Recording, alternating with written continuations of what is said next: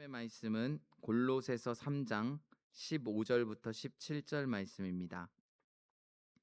골로새서 3장 15절부터 17절 말씀입니다. 우리 세 절의 말씀인데요. 우리 다 같이 한 목소리로 함께 읽겠습니다. 우리 천천히 한 목소리로 함께 읽습니다. 그리스도의 평강이 너희 마음을 주장하게 하라. 너희는 평강을 위하여 한 몸으로 부르심을 받았나니 너희는 또한 감사하는 자가 되라. 그리스도의 말씀이 너희 속에 풍성히 거하여 모든 지혜로 피차 가르치며 권면하고 시와 찬송과 신령한 노래를 부르며 감사하는 마음으로 하나님을 찬양하고 또 무엇을 하든지 말에나 일에나 다 주 예수의 이름으로 하고 그를 힘입어 하나님 아버지께 감사하라. 아멘. 아, 오늘 참 이 오후 찬양 예배 시간은 또 우리가 식사하시고 또 우리가 좀 피곤할 수 있는 시간인데 여러분 또 우리가 찬양 가운데 정말 우리의 영혼을 깨어 또 귀한 은혜의 자리에 참여해 주신 우리 성도님들 정말 감사합니다. 또 우리가 이 시간 우리가 하나님께서 우리 가운데 분명히 이 찬양 가운데 주시는 은혜가 있고 또 말씀 가운데 저와 여러분에게 필요한 말씀을 성령 하나님께서 가르쳐 주시고 깨닫게 하실 줄 믿습니다. 그래서 오늘 말씀의 제목을 이렇게 정했습니다. 우리 다 같이 한 목소리로 읽겠습니다. 감사로 하나님을 찬양하라. 예, 우리 오전에도 우리가 감사에 대한 말씀을 나눴죠. 우리가 맥주 감사절로 우리 교회가 지키면서 우리가 상반기 동안 하나님께서 베풀어 주신 그 은혜들을 기억하며 감사하고 그 감사에는 먼저 첫 번째로 우리가 어떤 존재인지에 대한 감사와 하나님을 기억하는 감사, 그 하나님께서 우리의 삶을 이끌었던 감사가 바로 과거의 감사였습니다. 또한 우리의 감사는 거기서 끝나지 아니하고 이제 내일의 삶, 앞으로의 삶, 그리고 어떻게 보면 우리의 인생의 마지막 날까지 그 승리 주실 하나님께 우리가 예배하며 감사하는 삶을 살아야 한다. 그래서 우리의 감사는 환경에 의해서 우리가 감사하는 것이 아니라 우리의 감사를 통해서 환경과 상황을 바꾸는 능력 있는 그리스도인으로 살아야 함을 우리가 오전 말씀에 나눴습니다. 이제 오늘 오후 말씀은요. 이제 우리가 감사로 하나님을 찬양하라. 그렇다면 무엇이 우리를 감사로 이끄는가? 그것을 우리가 함께 나누려고 합니다. 이제 우리가 일상을 살아가면서 감사해야 하는지도 알겠고 그 감사라며 살아가야 하는데 그렇다면 무엇이 우리를 그 감사로 이끌어갈 수 있는가? 그 감사의 원동력이 되는 말씀이 바로 오늘 말씀 가운데 우리에게 세 가지 메시지를 줍니다. 먼저 우리에게 중요한 말씀 중에 오늘 15절 말씀에 이렇게 기록합니다. 우리 15절 말씀 한 목소리로 읽겠습니다. 그리스도의 평강이 너희 마음을 주장하게 하라. 너희는 평강을 위하여 한 몸으로 부르심을 받았나니 너희는 또한 감사하는 자가 되라. 아멘. 성경은 우리에게 그냥 감사하라 이렇게만 명령하고 끝나지 않습니다. 그냥 우리에게 더 구체적으로 감사하는 자가 되라. 이것은 감사라는 것은 우리의 일시적인 행동이 아니라는 거예요.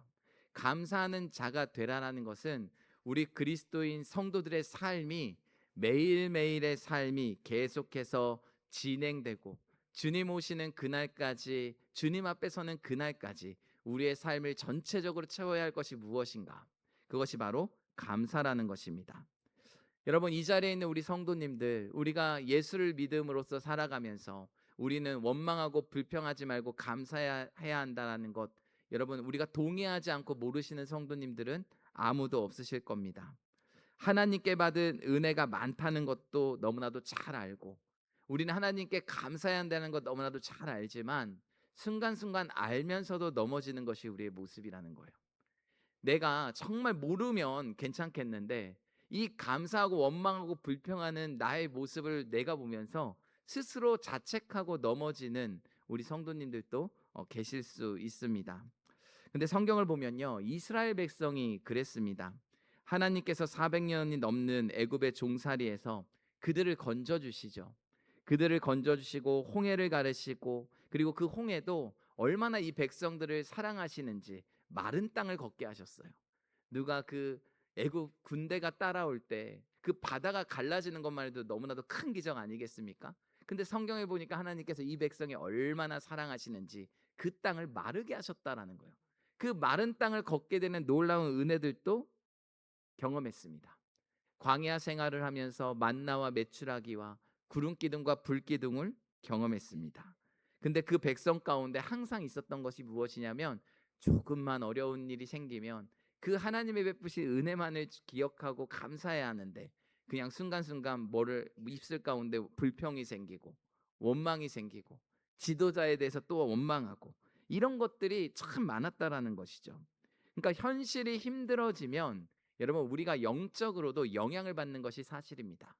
이 우리의 몸이라는 것은요, 영과 육과 혼이 완전히 분리되어 있는 존재가 아니에요. 우리는 통전적으로 하나 되어 있는 유기체입니다. 그렇기 때문에 우리가 영적으로 힘들면 육신이 힘들어 하시는 분들도 있어요. 그리고 몸이 힘들면 영적으로도 영향받는 것이, 하나님께서 우리를 그렇게 유기적으로 통전적으로 만드셨다는 거예요. 이스라엘 백성들도 삶이 힘들고 어렵지만 하나님을 몰라서 원망했습니까? 불평했습니까? 아니라는 거죠. 알매도 불구하고 그 상황 가운데 이 백성들이 불평합니다. 원망합니다. 근데 성경이 이 백성들의 모습을 통해서 우리에게 들려주는 메시지가 있다라는 거예요. 여러분, 우리는 예수 믿는다고 해서 우리의 모든 삶들이 온전해지고 완벽해지지 않는다라는 거예요.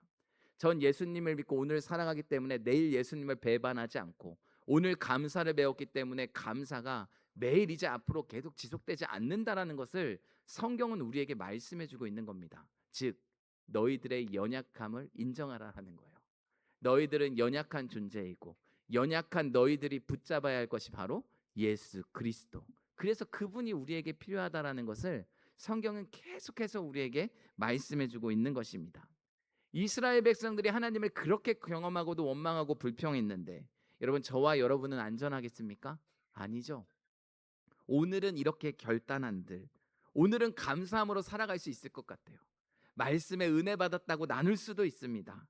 그러나 여러분, 이것이 우리의 모든 삶을 지켜주지 못한다라는 것을 인정하셔야 돼요. 그러면 우리가 순간순간마다 넘어질 수 있는 이 상황 가운데 어떻게 감사를 붙잡으며 우리가 살아갈 수 있는가? 그것이 오늘 말씀이 우리에게 들려주는 말씀입니다. 먼저 첫 번째 말씀입니다. 우리 다 같이 한 목소리로 읽겠습니다. 그리스도의 평강이 감사로 이끕니다. 여러분, 오늘 15절 말씀 다시 한번 읽겠습니다. 함께 읽겠습니다. 그리스도의 평강이 너희 마음을 주장하게 하라. 너희는 평강을 위하여 한 몸으로 부르심을 받았나니 너희는 또한 감사하는 자가 되라. 아멘. 여러분, 이 말씀에서 우리가 주목해야 할 것이, 그리스도의 평강이 너의 마음을 주장하게 하라. 즉, 감사라는 것은, 우리는 인간의 몸을 입고 있기 때문에 감사를 첫 번째 다루는 것은 우리의 마음의 문제라는 것을 다루고 있는 거예요. 여러분, 우리의 마음 가운데 여러분 흔들려 보십시오. 평강이 깨어져 보십시오. 그러면 우리의 감사도 사라지는 것이 우리 모습이에요. 마음이 불편하잖아요. 누군가로 인해서 마음이 참 불편하면 여러분, 이 자리에 앉아서 찬양하는 것도 참 불편합니다. 이게 찬양이 고백되지 않아요. 뭐가 흔들렸기 때문입니까? 마음 가운데 하나님이 주시는 이 평강을 잃어버렸기 때문입니다. 그래서 그리스도의 평강이 우리를 다스리면, 여러분, 아무리 큰 상황이 우리를 흔들어 놓는다 할지라도 그 평강이 우리 가운데 임하는 순간, 우리는 그 순간 무엇할 수 있습니까? 감사할 수 있는 거예요.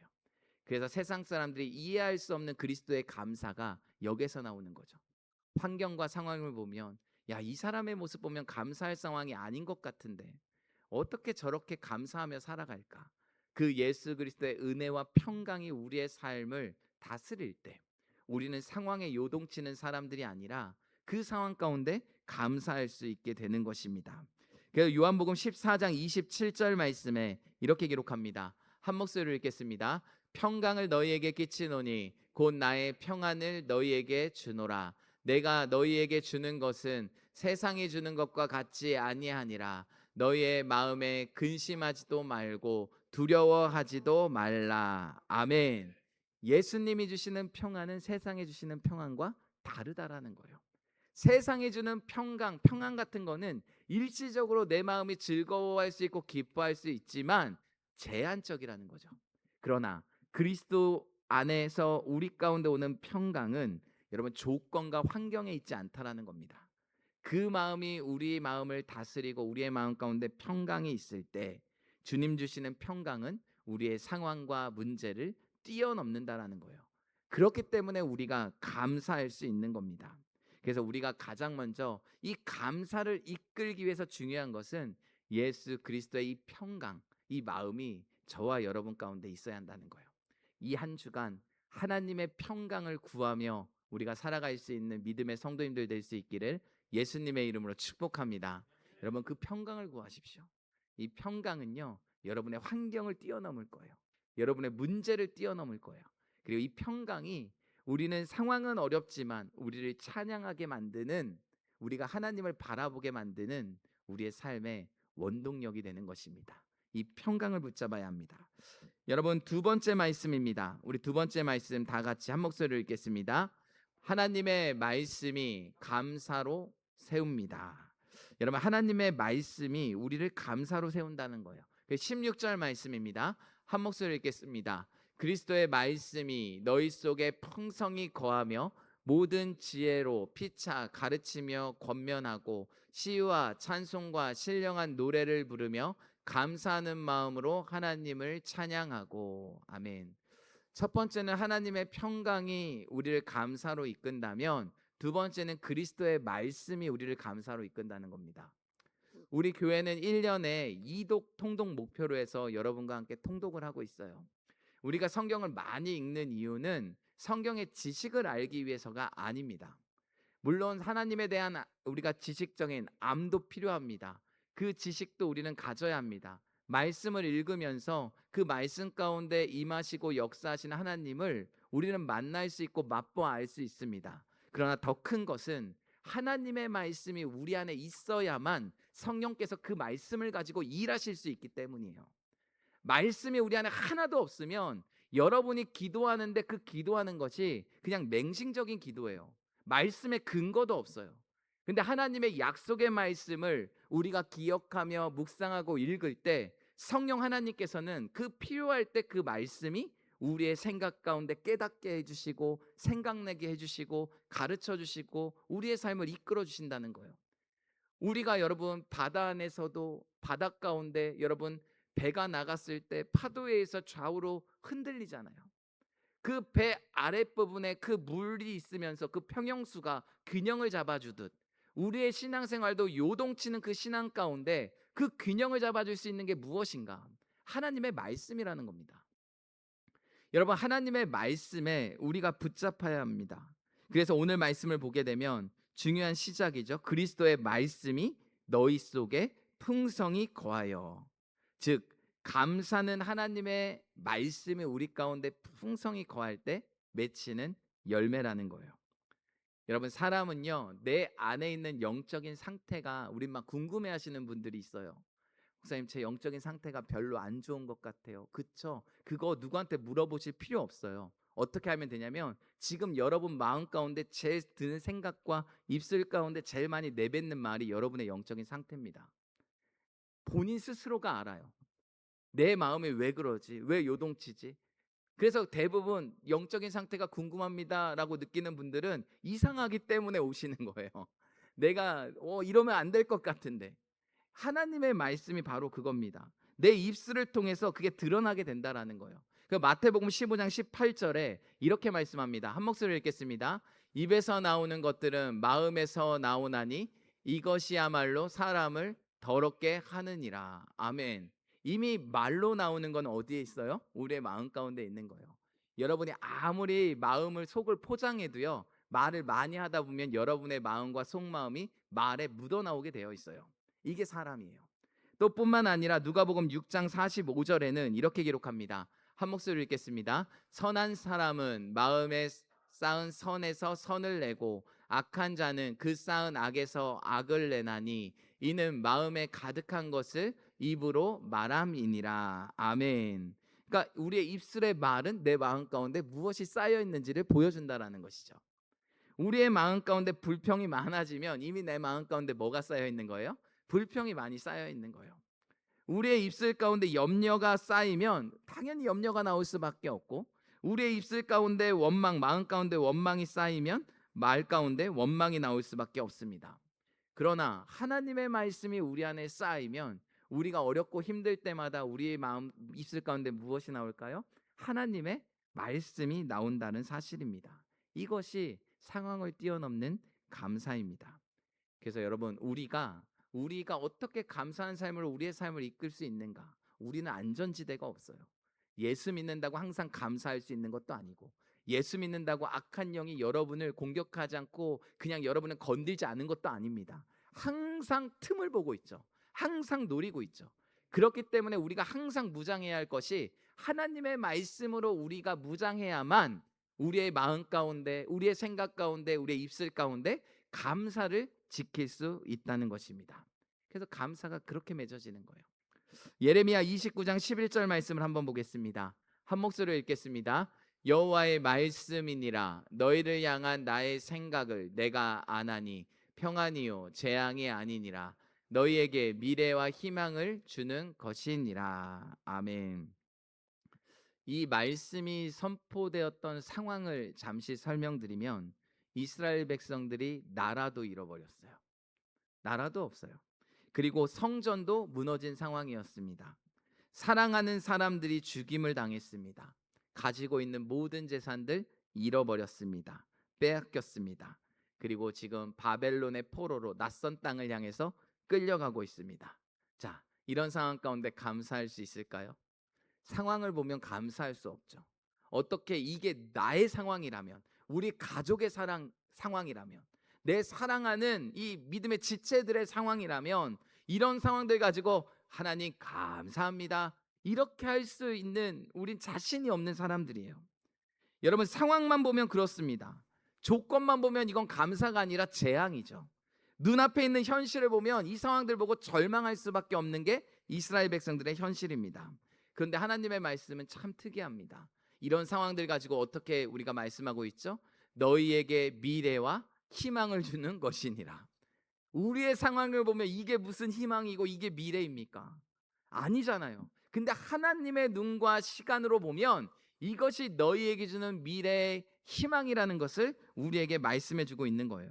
즉, 하나님의 말씀이 내 안에 여러분 있으면, 우리는 현실에만, 우리의 눈이 현실에만 바라보는 것이 아니라 말씀이 임할 때 우리는 하나님의 시간으로, 믿음의 눈으로 상황과 환경을 바라볼 수 있게 되는 거예요. 이것이 바로 우리 그리스도인들이 가질 수 있는 능력입니다. 현실을 보면 원망, 현실을 보면 낙심, 현실을 보면 감사가 사라지지만, 하나님의 말씀이 우리 가운데 임하는 순간 이 상황은 상황으로만 보이는 것이 아니라 하나님께서 이 상황들 가운데 어떻게 일하실지, 하나님께서 약속하신 이 상황이 미래와 희망을 주는 것이라는데, 그 하나님께서 어떻게 이 백성들을 통해서 또 역사하실지, 여러분, 이 주님의 마음을 우리는 볼 수 있게 되는 거예요. 이 말씀이 우리 가운데 거하면 현실의 너머 가운데 있는 하나님이 보이기 시작합니다. 이 말씀이 우리 가운데 있을 때 지금도 내 안에서 여전히 일하고 계시는 하나님의 열심을 볼 수 있게 된다는 겁니다.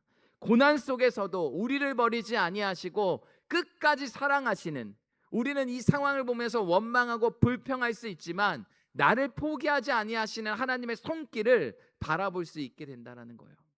그래서 성경은 이렇게 말합니다. 그 마음을 로마서 8장 32절에 이렇게 기록되어 있습니다. 함께 읽겠습니다.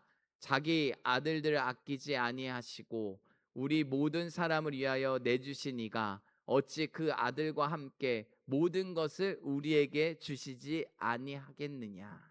아멘. 하나님께서 자기 아들을 아끼지 아니하시고 모든 사람들을 위해서 내어주셨는데 우리에게 못 줄 게 뭐가 있느냐.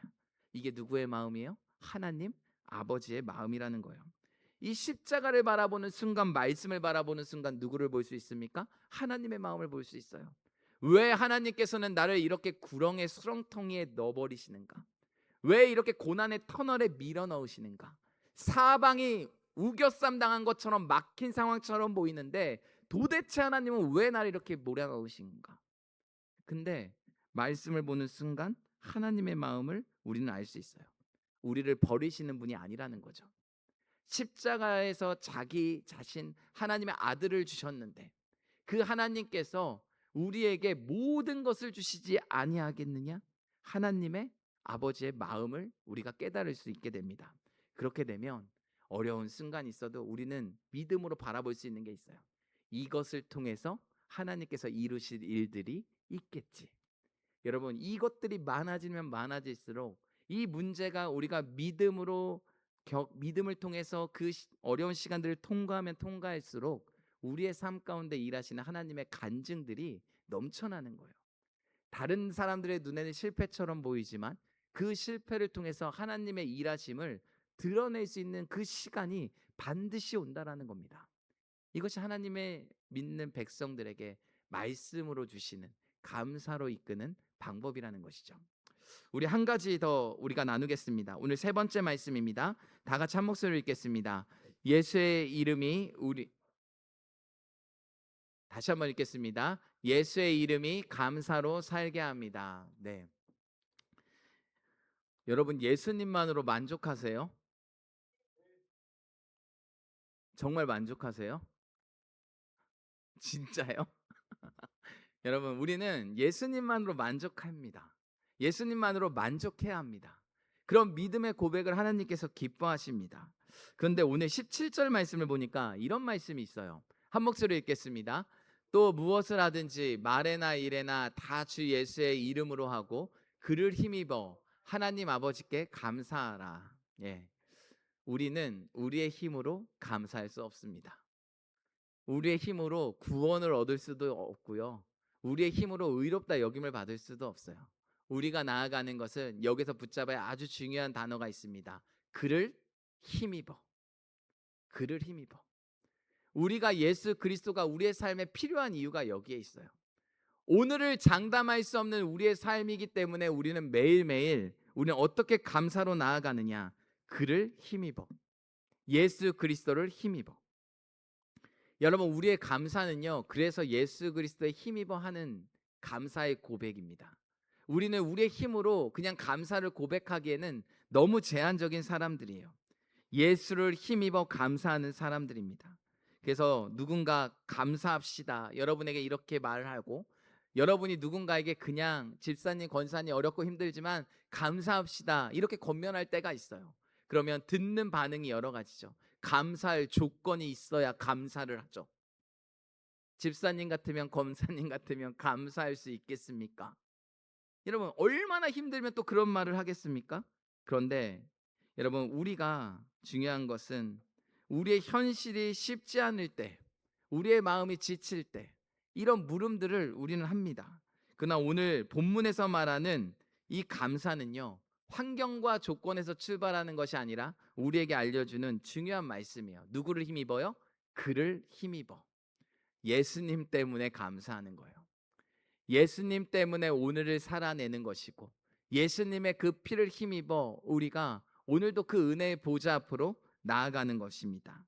그래서 예수님 때문에 감사한다면 여러분, 오늘 말씀에 여러분 그 감사의 깊이가 다르다라는 것이죠. 오늘 말씀으로 보면 예수님이 나를 구원해 주셨기 때문에 우리는 뭐 할 수 있어요? 하나님 앞에 감사할 수 있어요. 예수님께서 나의 주인이기 때문에 우리는 감사할 수 있어요. 예수 그리스도가 나의 소망이기 때문에 우리는 감사할 수 있습니다. 그래서 오늘 말씀에 보면 17절 말씀에 또 무엇을 하든지 말에나 일에나 다 주 예수의 이름으로 하고, 그리고 그 예수를 힘입어 하나님 아버지께 감사하라. 여러분, 이것이 저와 여러분이 예수님 없이 살 수 없는 존재라는 것을 우리에게 말씀해 주고 있습니다. 여러분, 감사가 되지 않을 때 그 예수 그리스도를 붙잡으십시오. 삶의 이유가 보이지 않을 때 그 예수님을 바라보십시오. 소망이 없을 때도 그 주님을 바라보십시오. 우리가 감사는요, 환경과 조건에서 우리는 머무는 그 수준이 아니라 그리스도인들의 감사는 우리가 첫 번째 말씀과 같이 그 하나님의 평강으로부터 우리가 감사가 오는 것이고, 그리고 우리가 두 번째 말씀과 같이 하나님의 말씀으로 인하여 우리는 감사할 수 있는 존재가 되는 것이고, 오늘 세 번째 말씀과 같이 예수님 때문에 우리는 감사할 수 있는 존재가 된다라는 사실입니다. 여러분, 감사가 사라질 때 나는 왜 그런가 하시지 마시고 우리가 제일 먼저 구해야 할 것이 그거예요. 하나님의 은혜와 평강이 우리의 마음을 다스려 달라고. 그것을 구하십시오. 그리고 하나님의 말씀을 붙잡으십시오. 사람의 말을 붙잡고 사람의 말을 의지하고 살아가는 것이 아니라 내게 약속해 주신 하나님의 말씀, 이 말씀이 성취될 것을 믿고 하루하루를 살아내십시오. 그리고 우리의 매 순간마다 그 예수 그리스도를 붙잡고 나아가십시오. 그것이 저와 여러분의 입술 가운데 감사를 그치지 않게 하고 그 감사로 말미암아 능력 있는 그리스도인으로 살게 하는 열쇠가 될 것입니다. 오늘 우리가 부르는 찬양도요, 감사로 찬양한다라는 게 그거예요. 감사한 조건만 가지고 찬양한다면 우리는 감사 찬양 못하실 분들 많습니다. 그러나 하나님의 예수 그리스도의 평강으로, 하나님의 말씀으로, 예수 그리스도를 힘입어 오늘도 기쁨으로, 한 주간도 기쁨으로 매일의 삶을 찬양을 올려드리며 살아갈 수 있는 우리 믿음의 성도님들 될 수 있기를 예수 그리스도의 이름으로 축원합니다. 여러분, 오늘 말씀 붙잡고